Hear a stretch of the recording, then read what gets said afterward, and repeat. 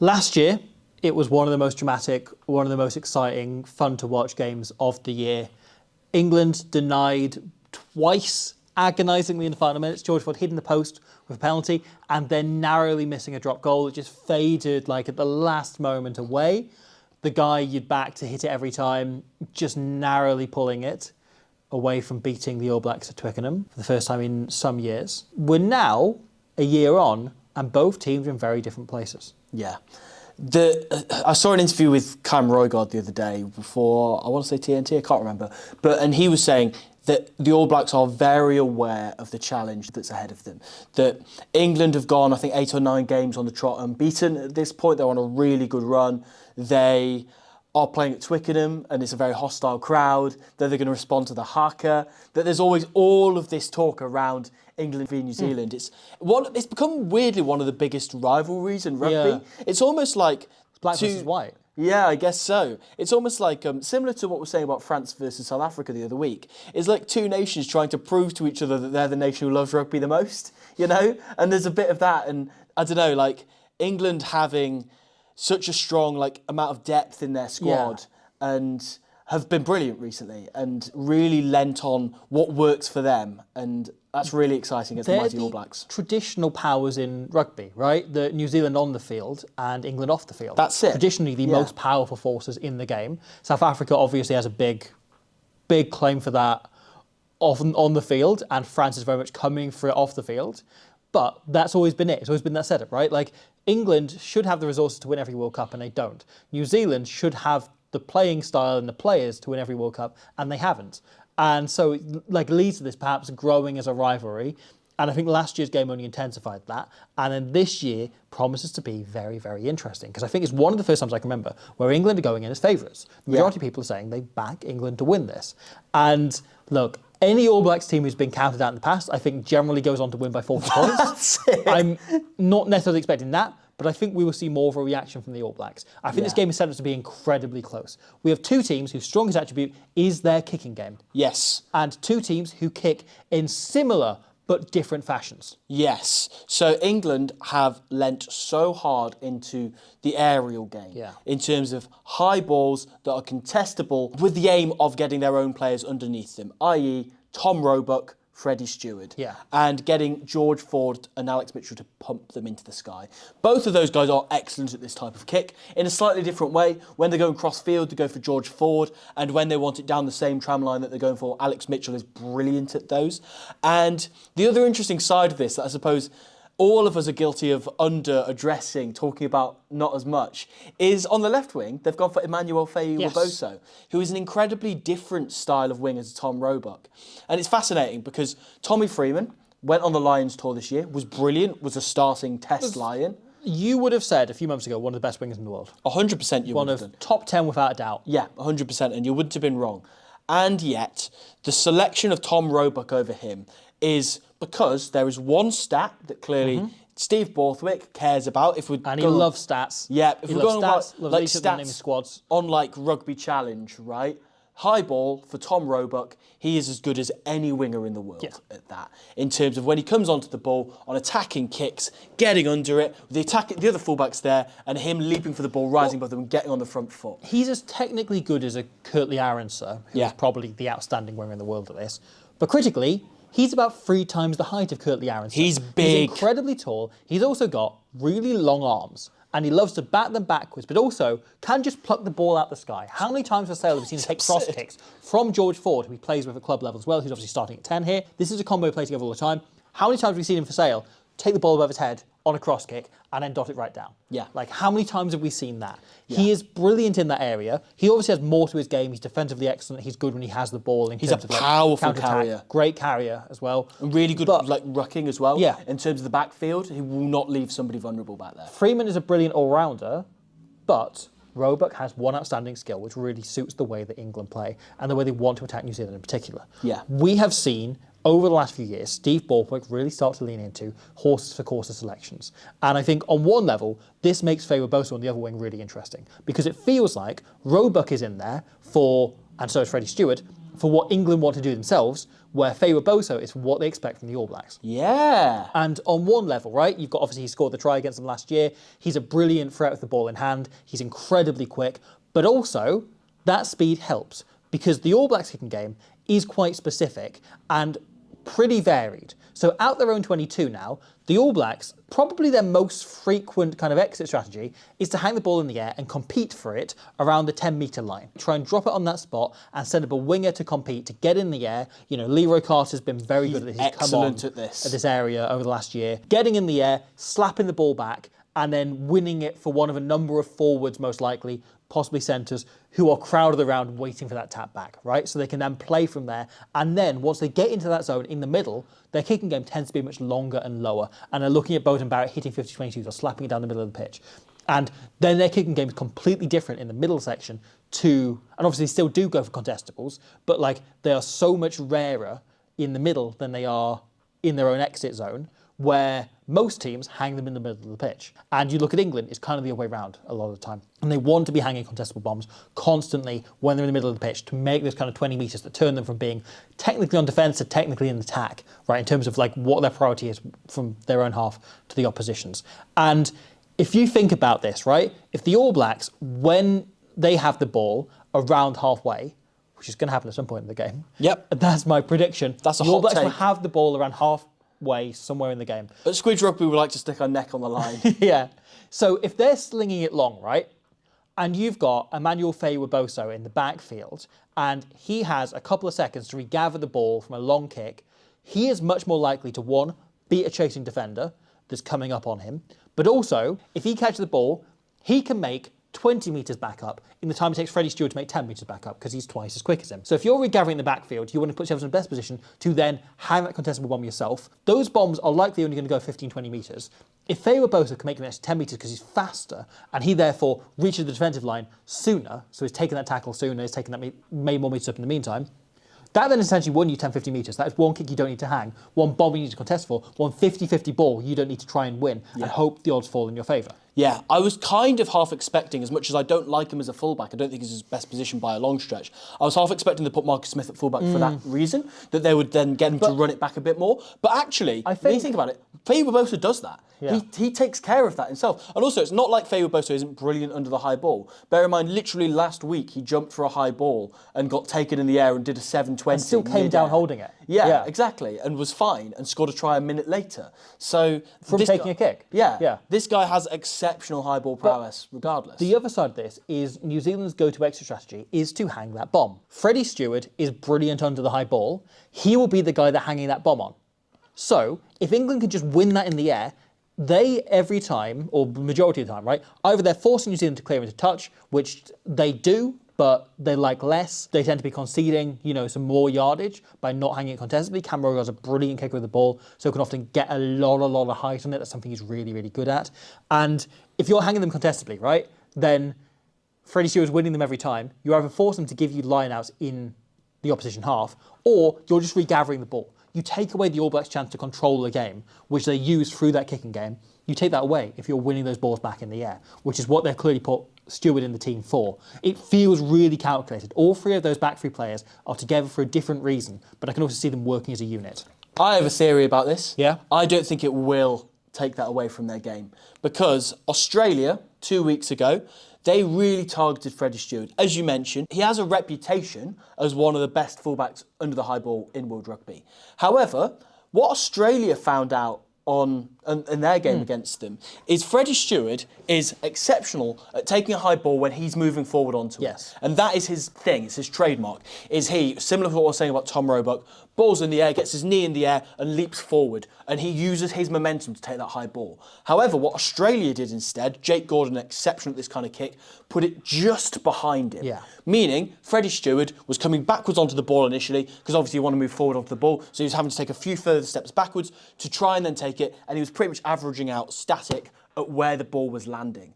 And so, if the All Blacks, particularly Cam Roigard, again, similar to Jake Gordon, brilliant at this kind of kick, sends that a little bit deeper, I imagine what Freddie Stewart will do is he will start 5 metres further back because he wants to counter that. He wants those aerial contests with Leroy Carter rather than giving Carter a chance to just get ahead of him and get in his eye line. That's what a lot of wingers like to do nowadays, is just wave their hand in the opposition player's face. Yeah. And so Stewart drops a little bit deeper.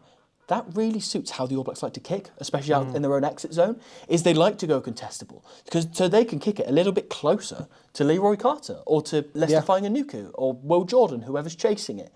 So, yeah, they might want to kick a little bit shallow. It might even open up the opportunities to just go for a straight, flat crossfield kick, which Beauden Barrett is, it's, I guess maybe one of his many, many trademarks, is he's kind of the player you think of when you think of the low, flat kick pass to a winger from a 10. Finn Russell, but yes. Yeah, the two of them. Yeah. They've kind of dominated that in rugby. Increasingly Marnie Libbok in the last couple of years. Marnie Libbok. Yeah, we could go, that's beside the point. Regardless, Beauden Barrett, world class at this. Yes. So it's quite interesting because Australia hanging those kicks on Stewart and making him static, and also the fact they put Suaalii against him. Yeah. At this point, Leroy Carter might come around the pitch, and instead of just staying on the right wing at all times, he might swing round and put pressure on him that way. It opens up a lot of opportunities to just manipulate that backfield for England and open up more opportunities. Absolutely. And then that starts to open up the attack. And this has been something that's been back and forth for New Zealand, I think, this tour. They've had some really great moments of attack. A lot of them are coming further out rather than their kind of accuracy in the 22 has gone down a little bit from what we expect from an All Black team. Yeah. But they're still creating lots of chances from across the pitch. A lot of that coming because teams expect big kicking game and are dropping people back. And obviously this isn't new, something New Zealand teams have been doing right back to like the 80s at least. Like you can probably go back 100 years and you'll be finding this. But all the same, it's still something you've got to deal with. And that becomes the question for England, right? Is they've gone away from a little bit the hammer, but they're still aggressive in their charge. The talking point last year was how aggressive they were coming off the line. They're still doing that to a large degree. Their forwards are doing it, but their backs are slightly more conservative. And I like this style of defence. It's been effective so far, this kind of autumn internationals. Fiji Fiji'd them a couple of times, but the tries they've conceded were an intercept against Australia. That's fine. Then against Fiji, a maul try, or 2 tries from kind of 5-metre lineouts. Those are fine, those aren't part of your defensive system. And then the one other try they've conceded so far this autumn was a moment of utter bullshit by Ravictumanda, which, yes, the All Blacks are capable of, but are they necessarily, Beauden Barrett might do this, but it's what you kind of require to break this England system, is to do something that's completely outside of breaking a system, right? Like, it's minimising those from an England perspective, isn't it? Yeah. Caleb Muntz looks up and he only has one option on. Like, everything else is shut off, other than a massive ball over the top, which is risky. And then Ravictumanda is one-on-one against Freeman and takes him on the outside and goes on and scores. Or creates the try, rather. That is a risk. And the England defence forced Fiji into a place where the only try that they've conceded came from him throwing a massive ball over the top when there's only one option open. Sure. And that is the kind of thing the defence wants to be doing, is every now and again they will concede from something massive, bullshit, like incredible individual skill, but it takes you taking a risk to put that player in that position, and it takes you having those players to do it. And that perhaps comes back to a little bit of why Leicester Fainga'anuku comes in on the wing. Had a great game in the centre. They could have kept him out. They could have moved Will Jordan onto the wing. Such good so many options there. Yeah, but instead they moved Bailey Proctor into 13 and put Fainga'anuku out onto the wing. It's an intriguing one, but I think maybe that's a little bit of it, is knowing like the most likely way you're going to get to England is out wide from forcing their defence to come up hard and then try and get over the top. It makes you wonder as well whether they want to save back Damien McKenzie as that impact player, same as was against Scotland where he completely turned the game. Maybe that's just a part of that. It's interesting, the battle at 13, isn't it? Where you've got Billy Proctor coming in. I really love watching this guy play because he loves to move the ball, but he's got such great subtle touches on the ball. But at the same time, the number one thing, and I say this about so many great modern day centres, is just he runs straight at all times. Yeah. And that makes him so hard to defend as a dummy runner or just as a genuine strike runner on the ball. And he's coming in up against Ollie Lawrence, who is great. We had an interesting little chat about Ollie Lawrence off air before, where I said, like, it's great Ollie Lawrence coming in because he'll bring you a little bit more distribution, that subtle kicking game. And then you rightfully just shut me up and went, well, no, he's there as a power runner. Yeah, because he's a really abrasive, like, big dude. Well, I was not saying he doesn't do the rest. But that's it. But I think that says everything you need to know about Ollie Lawrence, is the fact that 2 different people can watch him and think, oh, in this England system, he'll bring 2 different things. Yeah. But you're right. Yeah. Like, objectively, the number one thing about Ollie Lawrence's game is his power running and that he'll get him over the gain line. And him paired up with Fraser Dingwall, I think, is really exciting because you would imagine those two will take so many frontline carries between them and let George Ford just pull the strings. And it will, again, I was a little bit surprised in the Australia game. Not surprised, I shouldn't have been surprised. It made a fool of me. Just George Ford was just running the attack in the way that George Ford has been doing his whole career, rather than just booting the leather off it. But yeah, having those two to take that on themselves as well is really exciting. I'm intrigued by DMAC on the bench because Razor has never really bought into the bomber squad, keep some of your best players on the bench so they can come on and finish the game strategy. Yeah. But clearly he saw how much he changed the game there and how it was one of his best games in the black jersey for a long time. And when this is going to work. I like this as an impact player, leaving him on the bench, where Borthwick has gone the other direction. And he's started his second choice props, right? Yeah. So that Stewart and Genge can come off the bench and bring that impact. The England bench is incredibly strong. There was a really good BBC piece on, they're calling it the POM squad. I'm not sure I like that term, but it's solid enough. It works. Yeah, respect. In which they brought up some stats from Opta about England's effectiveness in each 20-minute section. Oh, and if okay. you look at all of the power stats, all of the, in terms of scrum penalties and scrum dominance won, line out percentage wins, forward carries, dominant tackles, post-contact meters, all these kind of stats that refer to the power of the team. Yeah, maul meters. Maul meter, pretty much all of these stats you bring up, and they had a list of them in the article. All of them apart from dominant tackles, which is the highest percentage in the first 20 minutes. That's always going to be the case. It's always the case any in game every of rugby. Every team, the first 20 minutes, always has the most dominant tackles in the first 20 minutes. All of the others for England, they are the highest in the last 20 minutes. Wow. So their line-out success is highest in the last 20 minutes. They have the most 22 entries in the last 20 minutes. They score, their highest 22 conversion rate is highest in the last 20 minutes. The 25-metre maul against Australia that Cowan Dickey scored off.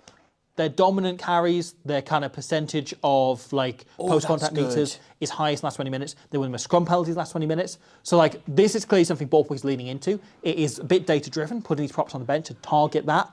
But over the last two games, they are most effective in the last 20 minutes. And I think a lot of this comes back to last year's autumn, right? The narrative was, why are England so bad in the last 20 minutes? And Borthwick has gone, I'll show you. Yeah. Right? Here's Tom Curry for 20 minutes. Yeah. Here's Henry Pollock with the massive bollocks for 20 minutes. Other thing is, Tom Curry's got fewer chance to injure himself in the last 20 minutes. That's true. Statistically, it's kinder to him. Yeah. Probably already injured. He'd get injured in a warm-up. He's a human being. Yeah. He saw his name on the team sheet, got paper cut. Will Stewart, Ellis Genge coming off the bench. That's terrifying. It's huge. It's a huge pack coming on. And the All Blacks, in countenance, have one small blonde boy who does a funny stare. And you know what? I think it might be pretty even. Yeah, that is very true. Do you see that finish he did, mate? Behind his back, it was fucking bananas. Anyway, that is really telling. And of course, you mentioned the set piece, the scrum is such a huge part of this. That Finn Baxter starting at loose head prop, huge game for him. Really excited to see how he gets along with Joe Hayes playing tight head.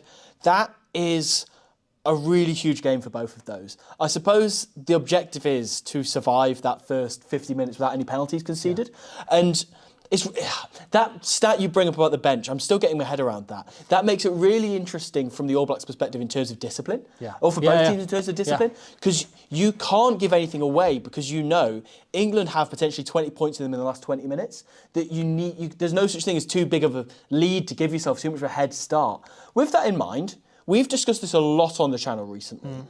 The whole goal-kicking epidemic that's going on of people not taking three-pointers.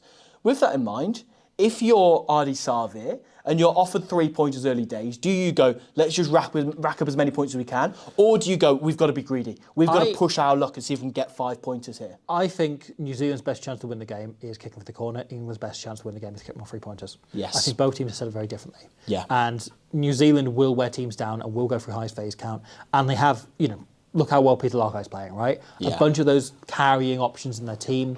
Ethan de Groot coming in adds a bit of that as well, And obviously they've got good carries across the team, but Tamati Williams, I think maybe more defence and scrum focus, where Ethan de Groot's got more of a ball handling, ball carrying focus. And I think this is a useful way for them to play it. I think if I was Sarvea or indeed any All Black, I would be thinking you want to be going for the corner and trying to pressure England over the opening stages, and then potentially take frees later as you get into the game. I think England, I think they need to be building a scoreboard early on. Yeah, 100%, because you know that you have someone who come on and finish the job for you, and it is how good a platform can we give them. That's really interesting as well with the All Blacks that. They won't take every single opportunity when it comes to the 22, but they are the All Blacks. They will take some. It's true. It's true, they are. What we mentioned before about that when you play against Fiji, a moment of bullshit from a Wainingola or a Ravindramanda is inevitable. When you're playing against the All Blacks, at some point, there will be an extremely clinical try that you look at and go, there's not much you could have done about that. Yeah. Like the Mark Talea try that Wallace Atiti set up last year. Yeah. There will be a moment like that at some point in this game. And so you're right, from Adi Savier's perspective, you just want to try and go double or nothing. How many of those moments, tickets can we get ourselves? Especially when, as you say, there's all this talk around England going in as favourites. Like, how much do you think Razor and Adi have hated that this week?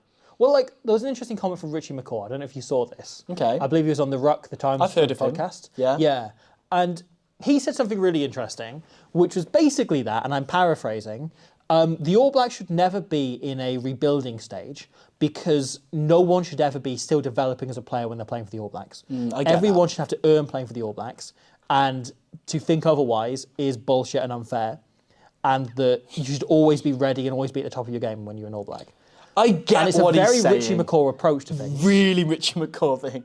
But I think there's something in that. And I wonder Not everyone's as good as you, Richie. In fact, in a way, no one's as good as you, Richie. I wonder if that reached the New Zealand camp. Because I don't think he meant it as criticism, but also it is a little bit, right? Yeah. And there's a few players, the likes of Leroy Carter, who looks very good, but is still established as a test player and has had odd moments like the trip and so on of perhaps going, oh, he's learning and he'll be good in 10 caps time, right? And there's a few of even the, Simon Parker's come in.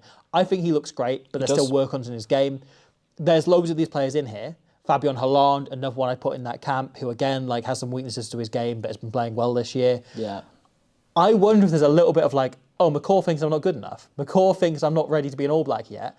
I should prove him. I don't know. I wonder if there's a little bit in that background. And no doubt there'll be a bit of chat on the pitch about this from the England boys. They always go, right? The opposition said, we're going to win easily. They put that up in the dressing room. No, fine. You don't want to put up the opposition's confident. You want to put up that your greatest player of all time, the player every single person in that changing room has been idolising, says, I'm not sure if you're good enough yet. Yeah. Prove it to me. Yeah. It's really interesting the point you make about somebody like a Leroy Carter, who we've been going he looks brilliant, say he's in his first 10 caps. He looks so composed and so on. But you are right that you compare that to when Julian Savea won his first cap, he scored 3 tries, and it's okay, maybe is he the best winger in the world already? He's got 1 cap. I remember calling Geordie Barrett world class before he'd won a cap for the All Blacks. People were saying Will Jordan before he had a cap. Yeah, exactly. Aaron Smith straight in. It's I guess this guy's going to be the best 9 in the world for 10 years now. Yeah. It's really interesting, and it's not to say that the players that they have at the moment aren't as good as a lot of these guys, but I know what you mean. There's less of an atmosphere around them, certainly from the media and from the public. Yeah. So, Richie McCaw is probably thrown a bit for grenade. This is a big statement game. Yes. They're obviously going for this Grand Slam. They've beaten Ireland already. They will beat Wales the week after. So they need to win this game. This is the big test. This is the big one. England-Twickenham. A game that they have lost plenty of times before. Yeah. I get the impression every All Black loves playing at Twickenham. Yeah. You know what I mean? I just feel also because, it was this tour to the British Isles that made the All Blacks name, 120 years ago. It was going over here. It was the English Rugby Republic, as we're talking about at the start, right? The big power off the field. They thought their rugby on the field was unbeatable as well. The All Blacks turn up and bam. I know I've said this thing many times in the past, right? The All Blacks' first game in Britain, they played Devon. A local reporter said the score was 54-4, I think, 55-4. And the paper published it as Devon 55, New Zealand 4, because they just assumed it would be the other way around, because they're like, well, this team coming over and they're shit. And then the All Blacks proved to be the greatest team anyone had ever seen up to that point. And that is what this All Black team is trying to live up to, 120 years on. And every team has to live up to whenever they come over to Twickenham. So you're saying they need the power of Devon to come on. You realise Luke Cowan-Dickie is on the bench. Oh, is that it? It's Devon. On his own, Luke Cowan-Dickie's going to have to take on this All Black team and see if he can score 4 points against them. Obviously, Jack Knowles not available because he's off requalifying for Cornwall when they become independent, so he can play for them instead. So, it's Cowan-Dickie's on his own for the time being. I like that you said when. Yes. It's the official stance of Squid Rugby now, it's Cornish independence. I don't mean to laugh over that. Josh Montevesi can play for them too. He'd love it. Yes.